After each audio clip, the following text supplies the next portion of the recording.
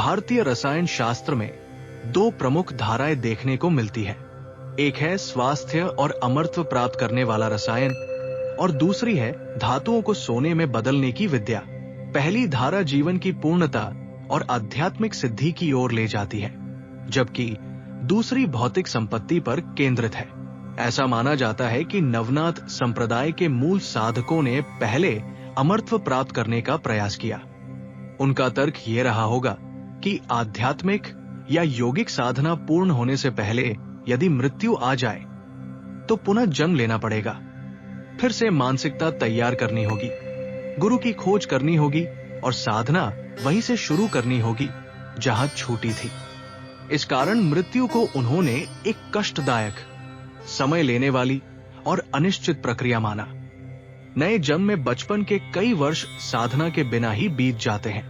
परिपक्वता आने पर ही पिछले जन्म के संस्कार जागते हैं और साधना की प्रेरणा मिलती है। गीता के अनुसार अधूरी साधना वाले योगी के दो संभावित जन्म होते हैं। या तो वो संपन्न परिवार में जन्म लेकर सुखों में उलझ जाता है, या किसी योगी परिवार में जन्म लेकर अपने संस्कार जागृत करता है। पहली स्थिति में योग मार्ग से भटकने का खतरा अधिक होता है। इसीलिए ऐसे रसायन की आवश्यकता महसूस हुई जिससे स्वास्थ्य इतना स्थिर रहे कि मृत्यु ही न हो। इस रसायन का ज्ञान हनुमान जी के पास बताया गया है। अब प्रश्न उठता है कि हनुमान जी के पास सोना बनाने वाला रसायन क्यों बताया गया है, जबकि उन्हें धन में कोई रुचि नहीं थी। जब उन्हें श्रीराम और माता सीता ने मोतियों का हार दिया तो उन्होंने उसे तोड़कर उसमें राम को ढूंढा।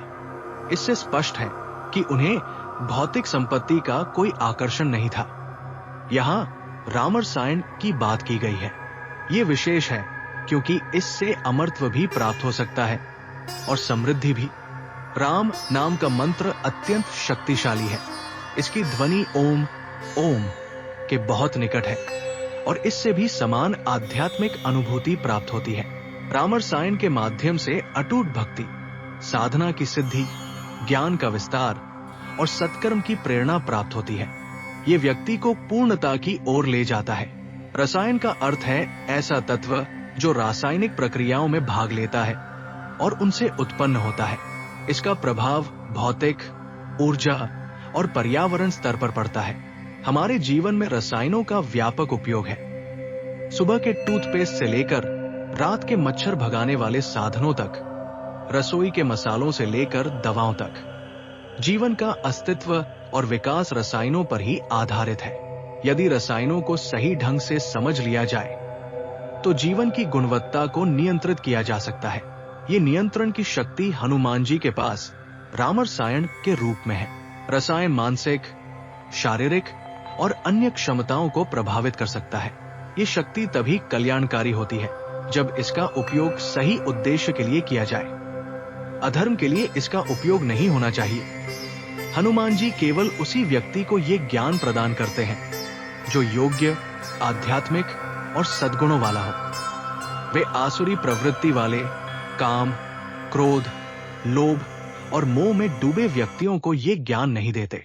इसलिए उनके हाथों में ये रसायन सुरक्षित और शुभ प्रयोजनों के लिए ही उपयोग में आता है।